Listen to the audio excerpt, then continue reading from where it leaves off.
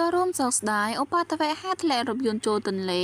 ស្លាប់2នាក់របួស2នាក់និងបាត់ខ្លួនម្នាក់កំពុងរករកនៅខេត្តកំពង់ចាម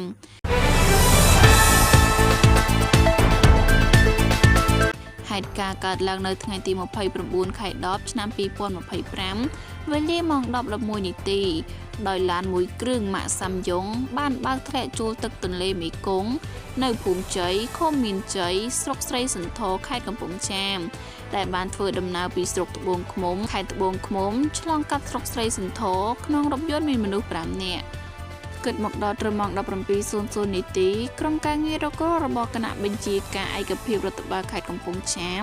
បានរកឃើញរថយន្តនិងបានអូសយកមកច្រាំងទន្លេហេតុការណ៍ខាងលើបណ្ដាលឲ្យមានមនុស្សរបួស2នាក់ស្លាប់2នាក់និងបាត់ខ្លួនម្នាក់កំពុងរករកត្តានាំឲ្យគ្រោះថ្នាក់គឺការធ្វេសប្រហែសរបស់អ្នកបើកបរអភិបាលខេត្តកំពង់ចាមអាយុដំអ៊ុនចិន្តាបានចូលរួមសោកស្ដាយចំពោះក្រុមគ្រួសារនៃសពរងគ្រោះក្នុងឧបទ្ទវហេតុធ្លាក់រថយន្តចូលទន្លេនិងបានអំពាវនាវដល់អ្នកបើកបរសូមគោរពច្បាប់ចរាចរណ៍និងប្រកបដោយការទទួលខុសត្រូវខ្ពស់